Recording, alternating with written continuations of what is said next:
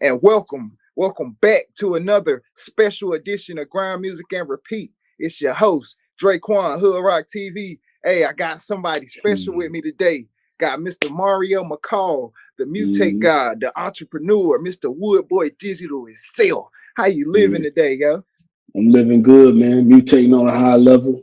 Yeah. You know, just looking for the greatest opportunities in life that life has to offer, and embodying everything that God's gonna give me. You know what I'm saying? Oh yeah, man. For sure. So, man, like, I mean, you a man of many trades. You know what I'm saying? So, like, let's just get an introduction into into music, and then we're gonna get an introduction into like your book series and stuff like that. Okay. You're an author. You know what I'm saying? Woodboy Digital. You know what I'm saying? The label. How do we come about that? How do we get that name? You know what I'm saying? Okay. And then that Mutate God thing right there. That's something different. I don't see a lot of people with that. And we're gonna talk about how we get there on that. So let's go and start in the beginning, or you know what I'm saying, give them people a little bit of stuff about you if they're not too familiar already. Mario McCall's my government. That's the name my mama gave me. I started off as a businessman first, and then I got into music with actually putting artists out. That was one thing when I was younger. Yeah. I wasn't actually doing the rap thing first. Okay. I was putting other people on, trying to position other people. But then, like, I've said countless amounts of times that, a lot of people didn't have the work ethic that I had. Yeah. So that's whenever I switched up and I actually started putting the pen to the pad with my group. Back then it was named Dark Waters. Okay. And it was a 4-man group. We was more sounding like, back then we would sound like a country Wu-Tang, like, you know what I'm saying? Like, okay, down for the South, but yeah, we was on that tip. So, but then I started finding my own identity, I went by a different name back then as a solo artist. I was a Quadrant of Fourth Link back then, and I graduated to Q4. Yeah. And then later on in life, I said, I just wanted to embrace all the Southern, you know what I'm saying? You know how it is being from North Carolina. Yeah. We were heavy East Coast driven in music, but we're also like deep in the South. So yeah, because I know was, like when we go other places and stuff like that, they'll be like, y'all, you got that country or that Southern kind of thing going on, and then it's like, how do we differentiate like East Coast rap from like Southern rap? Because it's all still the East Coast though, right? Well, I mean, the problem was back then. You could be East Coast, you just can't be New York. Right. And that's the problem. Yeah. You know what I'm saying? A lot of people back then, they was trying to rap like they was from New York. You know what I'm saying? And that's what we used to confuse people. Right. But we gotta be who we are, man. We East Coast, but we're still a Southern state. I mean, Georgia's East Coast. Right. You know what I'm saying? Like, Florida's East Coast. Just, it's just they just New York just like, nah, you ain't nah. If you ain't nah. Yeah. So that's how it was. So, we kind of carved on. And then being from North Carolina, sometimes we wasn't accepted by the South either. Like, you know what I'm saying? It was just like, we had like conflict. We was like the middle child. We didn't get no love. You know what I'm saying? So, I think that's what it is. Like, as far as like how the music scene around us is, I think it's like we have been like our Carolina music scene has been birthed by like both of like just the trends from New York and like certain trends from like Florida and Georgia and stuff like that. So also the West Coast too. Yes, and so it's like we the melting pot of everything. Like, because I mean, I'm talking about like they people over here that love Tupac. They people over here that love three stacks, Andre 3 Stizzy, you know what I'm saying? And they still people that rock with the Wu-Tang, you know what I'm saying? So that's like Carolina, is like cultivating it to like a different kind of mecca of just music in general. You know what I'm saying? Right. Yeah. Well, I will tell you the offset of that is we being from here, when we did start getting our own legends, like even Atlanta's a melting pot too. They liked everything back in the day, from Florida to New York to the West Coast too. Right. Yeah. Problem is what they did, whenever they start getting their own artists, they start just championing them. Just like New York was championing their artists, LA was championing their artists. You know what I'm saying? Texas was championing their artists, so on and so forth. Mm-hmm. The problem is with North Carolina and even South Carolina, not so much, but more so North Carolina. Mm-hmm. We wasn't champion who came forth to be the first and the biggest at the time. Right. Like Georgia and Atlanta embraced Outkast. And they said, that's us. And keep it moving. We didn't embrace Petey Pablo. Nah. Dang. You know what I'm saying? Now I love him. I love Petey Pablo. That's my guy. Yeah. And I embraced him because I'm from the outskirts. So I understood what he was talking about. Yeah. But the cities like Fayetteville and Raleigh, the inner cities, they won't embrace him because they thought they was New York style rapping. Right. And they felt like that wasn't the sound of North Carolina, which it is. When you start going deep into the woods and the country, you hear that Petey Pablo twang. Then you hear and then when Cole came out, he kind of evened it out a little bit. He made it better it made it more digestible worldwide for people to understand a Carolina sound. Because when you listen to Cole, he don't sound like he's from New York either. If you listen to the way he talks and the way he says, where he sounds like he's from around our area. You know what I'm saying? So, and then you had the baby after that.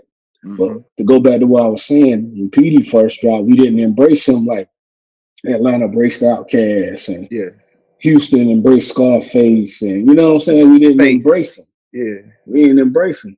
Mm-hmm. And if you listen back to the old Petey Pablo albums, he was really saying something on them things, but we didn't want to have our own identity there. We wanted to be them because that was cool. Be somebody else. You know what I'm saying? So that's what happened with that. You know what I mean?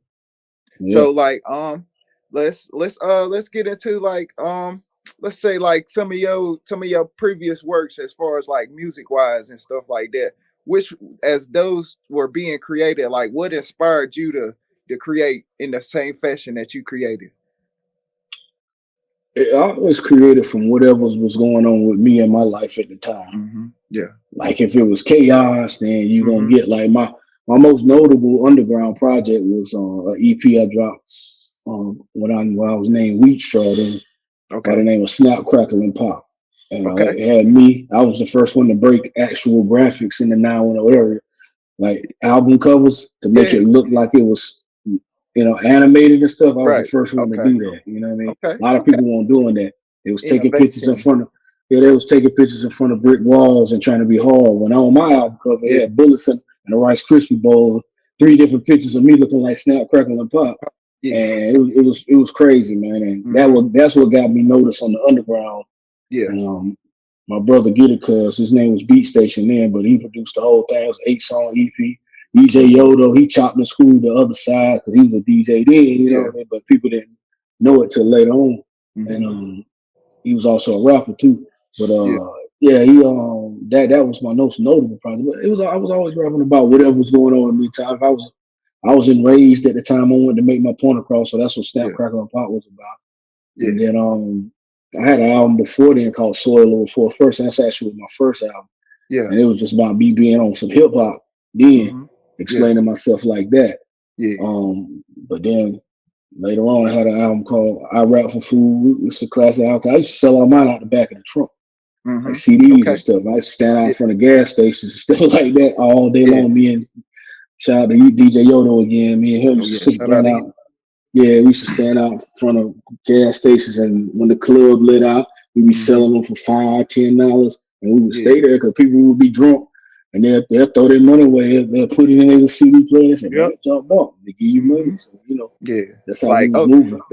That's a game. That's a part of the game I wish we could get back, man. Like that CD age, man. Like where I'm talking about, like that mixtape era where you could just go to like small stores and stuff like that, and they got stacks up. Yeah, man, get 5 for 10, or you know what I'm saying? It was always some kind of deal up there, and then it was just like the certain compilations of music they'll have up there. You got Wayne, you got Jeezy, and then it's like the hottest from around everything, man.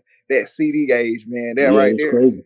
Yeah, it's crazy. Well, I mean, and to not go so far to the interview, but me and my company Eternal out in California, we bringing that era back because we had this thing called content keys that reminisce of CDs and stuff. You just tap it with your phone, and the music and your visuals and everything ends up on your phone. You know what I'm saying?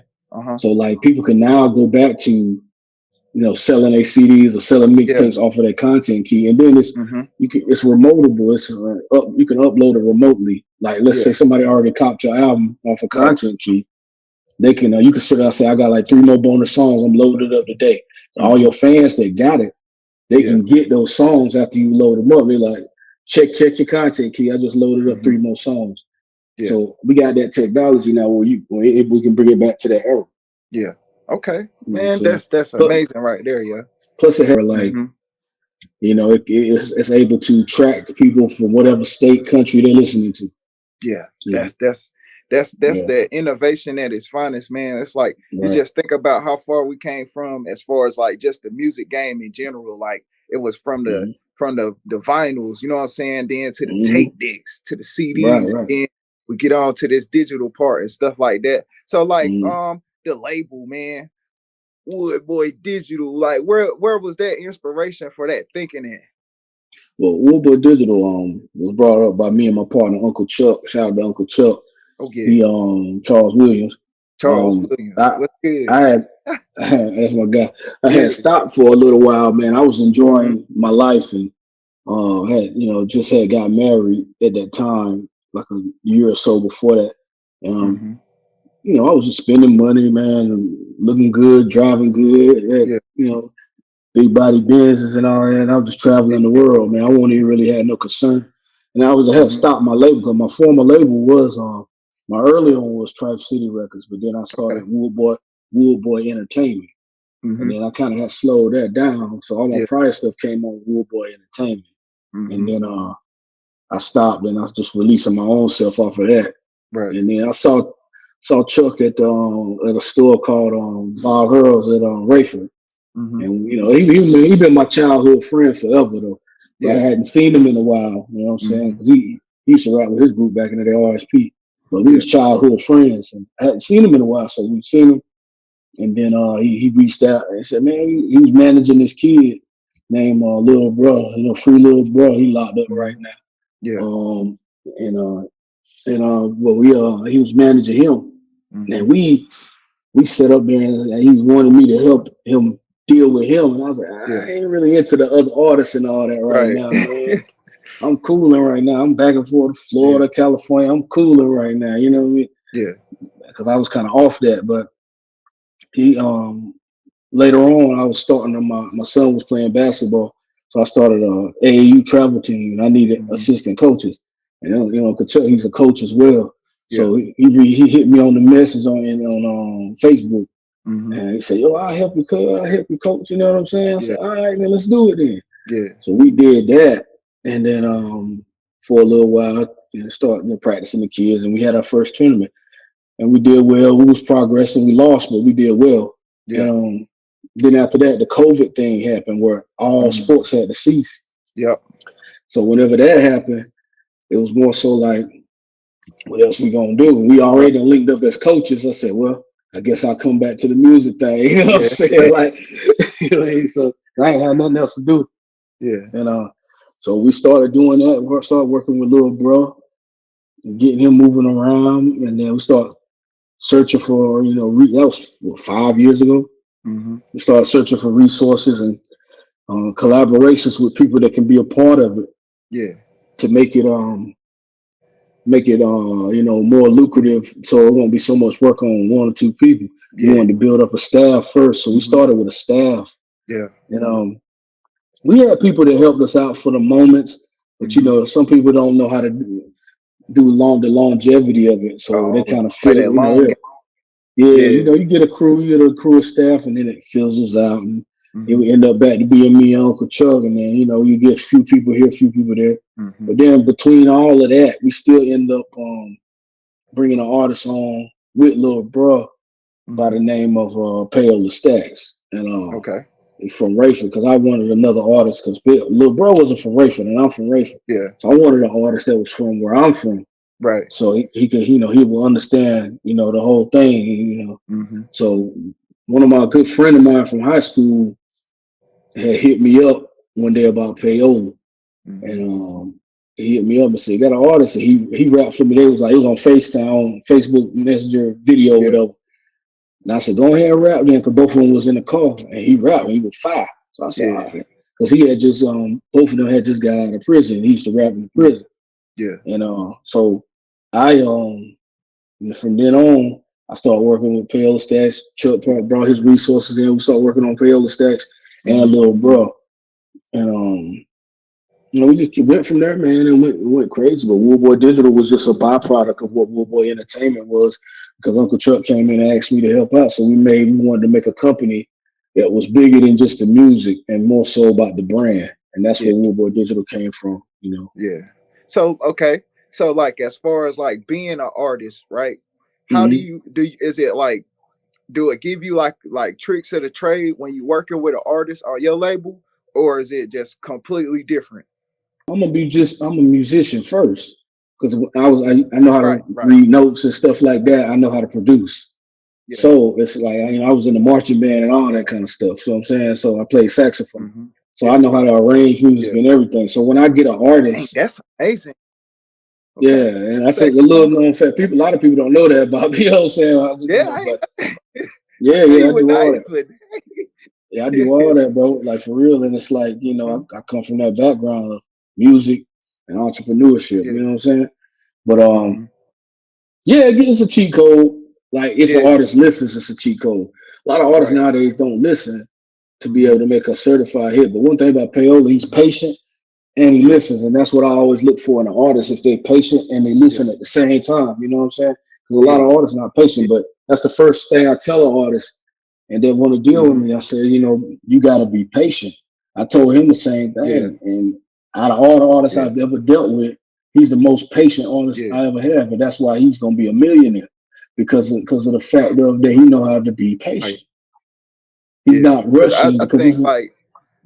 Yeah, because like in my line of work, like when I'm creating, like there's certain things where it's like I gotta take time for this to happen. Like I gotta let this materialize before I can just, I'm doing this and I'm doing all of that. Hold up, Dre. Let's take care of some of these back steps. You know what I'm saying? Yeah. Go ahead and get that. And then that's a big thing as an artist too, because if I rush something, I don't care what it is. If I rush, I'm gonna mess it up. That's right. That's right. That's right. Man. Dang. So like Kevin Gates said, anything that's fast won't last. Anything slow, it's a go. You know what I'm saying? Like, shout out to Gates for that.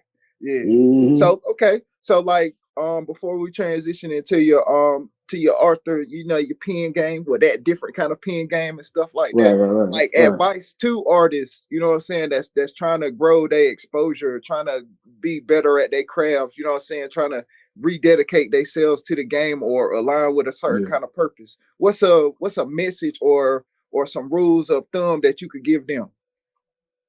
I would say, man, for one, always love it. Don't make it so much that I gotta make it or I'm gonna die.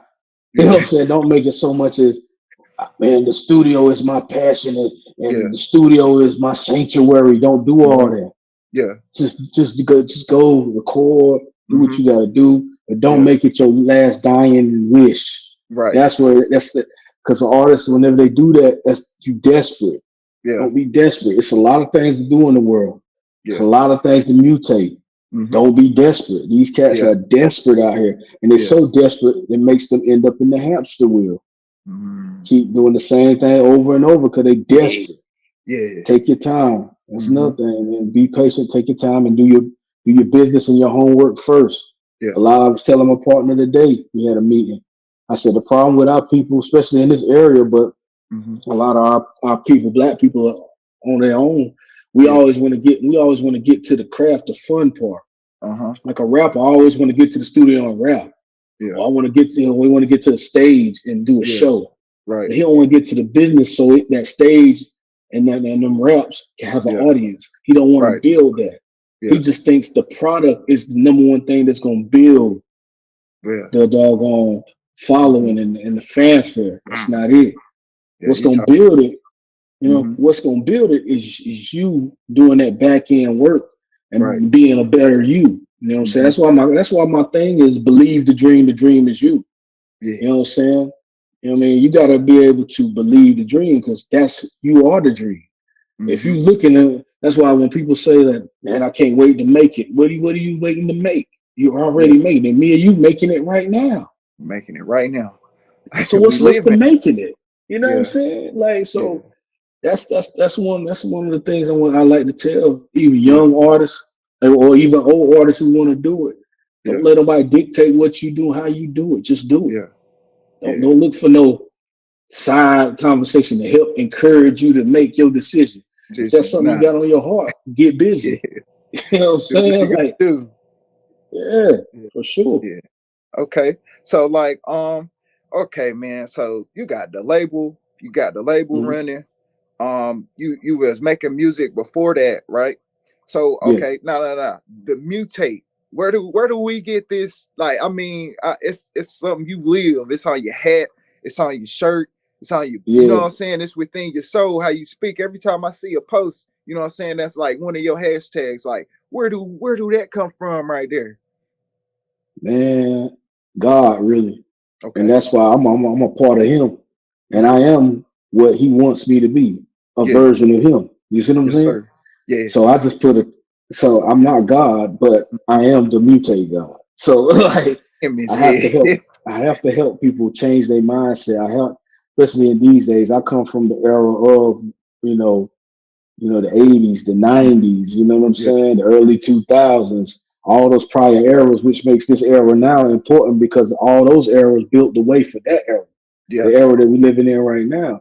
So I have to explain to people how they have to, a lot of stuff from those eras are traumatizing, and we have to sit back and especially as Black people, we have to unlearn so many different things that don't exist right now for real. We have to unlearn so much, and especially on financial literacy, we got to unlearn so much. But the Mutate comes from, me originally being a fan of the Ninja Turtles. You know what I'm saying? That's 100. You know what I'm saying? That's fire, though. I was not expecting that. I'm a big fan of the Teenage Mutant Ninja Turtles.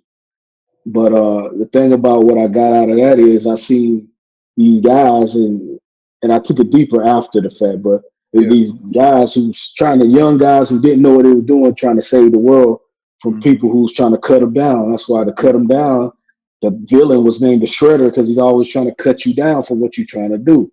But guess what? What's always beside the Shredder? The brain, which is the crane. So the crane always had the mastermind, but in order to get to the crane, you got to get through the Shredder. And that's just a big metaphor of what I saw in the show, deeper than most kids saw. And it was kind of like Mutate. This came from another definition of change, being able to change all the time, being able to mutate into different forms and mutate into different levels. You know what I'm saying? And like when I say ooze in my joint, that's what you do to change. So that's what it was all about. It's kind of like that is Mutate is my mama mentality. You know what I mean? Yeah, I got you. Or my marathon. You know what I'm saying? That's why when I put it together, I said, it takes a mama mentality to mutate on a marathon. Right. You know what I'm saying? Like, that's, man, shout out. I'm a fan of Nipsey, Kobe, Jordan. I'm a fan of the greats, man. Yeah, cause I think one of the craziest Kobe Bryant quotes I heard, like he was like, they were saying about how you shouldn't put all your eggs in one basket, and then he came along and I think he disproved it to me. He was like, I could put all these eggs in another basket. You know what I'm saying? Well, but why am I tripping about having all these eggs in one basket? You need some more baskets. You know what I'm saying? Right. Get some more baskets. Yeah, for sure. See it right there. That's right, bro. So that's where it kind of came from, and just made it into a brand and made it into a lifestyle. Yeah. Okay. So I'm talking about the label, talking about the artists, I'm talking about working with artists. We got an album on the way too. Oh yeah, we're gonna get We're gonna get there. Sure.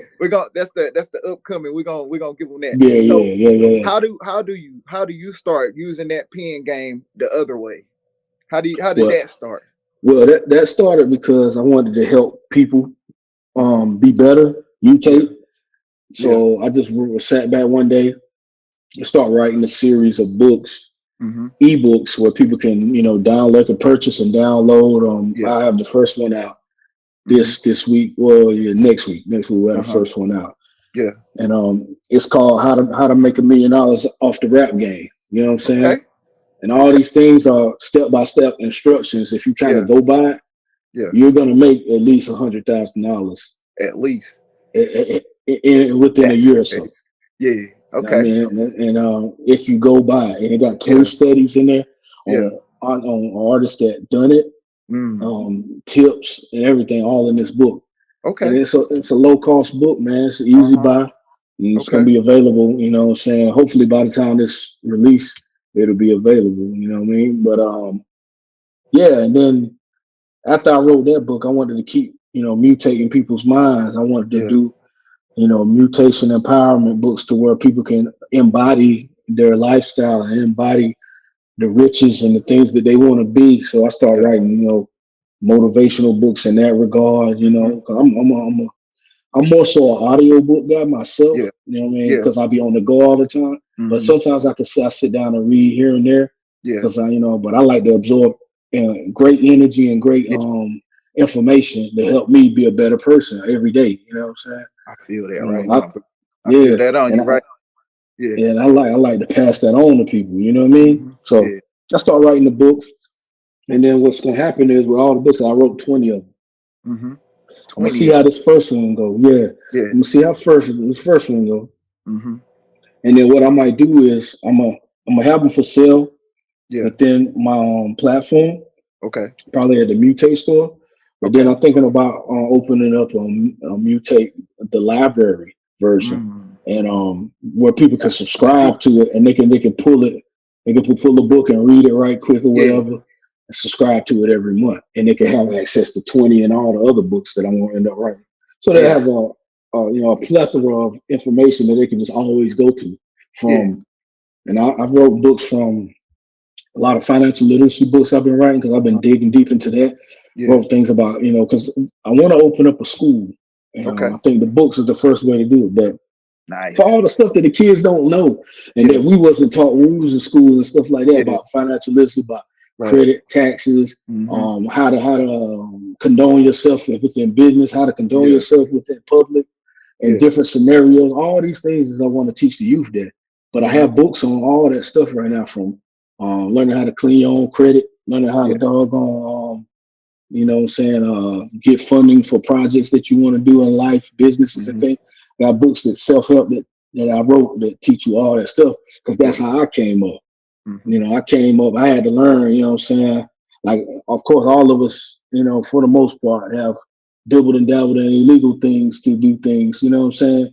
But I'm mostly a person who was smart enough to not get caught in that stuff. And I was smooth enough, but it was too risky, especially after having kids and things. So I started playing the bank game. You know what I'm saying? Which playing the bank game is the game that the majors play in any corporation. But we're not privy to that information to know how to play it. You know what I'm saying? And I teach people how to do that within those books. I'm coming out with a couple of courses too to help people out, because I'm all about giving. You know me, man. Like from the lives on Facebook, I'm always about giving it back. I don't want to keep it. I can't die with it. You know what I'm saying? Like I want everybody to have it if they want it. If they want it, you know what I mean? So that's what the book is about. But the first book is how to make $1 million off the rap game, man, and it should be out next week. Whenever this airs, it should be out. You know what I'm saying? It should be out. Okay. That's what we're gonna. That's what we're gonna do. That's what we're gonna do, man. Hey, look, yo, you're a powerful, inspirational individual, man. Like the game that you're dropping right now, bro. It's like, it's because sometimes we ourselves wish that we had people like us when we first was coming up and stuff like that. That's forthcoming with the information, and then certain different ways you could do certain things like that, man. And then the way that you just can kick it out, and not no thing like where you do it like this, you do what I say, and then you gonna be good. But it's like, I don't think you speak on it like that. It's you speaking from a advising, kind of like a mentor's kind of role and stuff like that. It's powerful, because sometimes people don't like the message when you're doing it all like that right there. And then now, this is the age where they get the messenger too. So it's like, the way that you present it, man. I just thank you for coming on, bro. This a pleasure, man. I thank you for being patient too, man, because we've been trying to set this up for at least like a month. About 2 months, maybe longer than that though. Realistically, when you talk to Uncle Chuck, it's been months on. It might have been a year for real. You know what I'm saying? It might be. I'm talking it's been a while in the making, man. Yeah. So before we get up out of here, let's talk about that upcoming album though. Like, what's new with them releases and stuff like that? Well, we're right now. We're working on the new Pale the Stacks project. We're going to do a lot of different type things because the thing about our releases are they're fully interactive. So it's not like you just get music. You're going to get an experience. Right. We're building his experience right now. Also, my new album, which is on Ooze Music 3, which is be the last Ooze Music. I had 1 and I had 2. This is 3, and this is right here going on. Yeah, I got a trip, man. I've been rapping a long time, man. You know what I'm saying? And that's just the trilogy, like within the other stuff that I have out too. So I'm gonna start re-releasing all my old stuff to the DSPs, but with this particular project, it's gonna be an experience, man. We're gonna do we're gonna do a history museum of me with it. It's gonna be a walkthrough experience. We're looking for a building to do it, probably in Fayetteville somewhere. It's going to be it's going to be a hidden message album to where a lot of things are going to be within our city area. Because I'm going to do all of it, mostly Fayetteville, because everybody in the surrounding areas end up in Fayetteville. So it's going to be a lot of subliminal things, ways for people to win money with it. It's going to way to buy into like Bitcoin. It's going to be a lot of different things encompassed in it because it's a consumerism project that reflects one of my favorite movies, which was They Live. And by John Carpenter, and it's a physical live version of what that movie is, audio, visual form of it, and it's going to be told within our city while we're driving through, so people can. And it's going to be on Content Key. All the new futuristic things where you're going to release music, it's going to be on all that stuff. So I'm excited about that. It's going to be full immersive. So it's going to be probably one of the. Now, I ain't going to say one of them. It's going to be the biggest album, independent locally, that anybody has ever seen, period. Yeah. You know what I mean? So that's the stuff we're working on. And also, I got Mutate Fest going to be coming back around. Still going to do that, which is for artists. But I have a new person, a comedian that I'm working with. I ain't going to disclose that right now, but we're gonna be shooting our first film south of the border. Let's go. That's pretty much it, man. Yeah, that's amazing, yo, man. I'm talking about the inspiration, the Wood Boy Digital. You know what I'm saying? The Mutate God, Mr. Mario McCall, man. Hey, man, I just thank you for coming on, man. Appreciate you, brother. Shout out to you and your people, to your team and stuff like that, man. If you got somebody you want to shoot some love to, man, go ahead and shoot it to them real quick. Yeah, man. Shout out to the whole Wood Boy Digital Innovations, man. Uncle Chuck. Shout out to my wife, Diamond. She does big things as well. Always holds me down. You know, just shout out to everybody who believes the dream and knows that the dream is them. And who all my mutators out here who, you know, want to change the world and want to mutate and want to stay innovative and forward thinking. You know, I appreciate all y'all because y'all are me. You know what I mean? Oh man. Yeah, that's the joint right there. Hey man, grind music repeat every day of the week.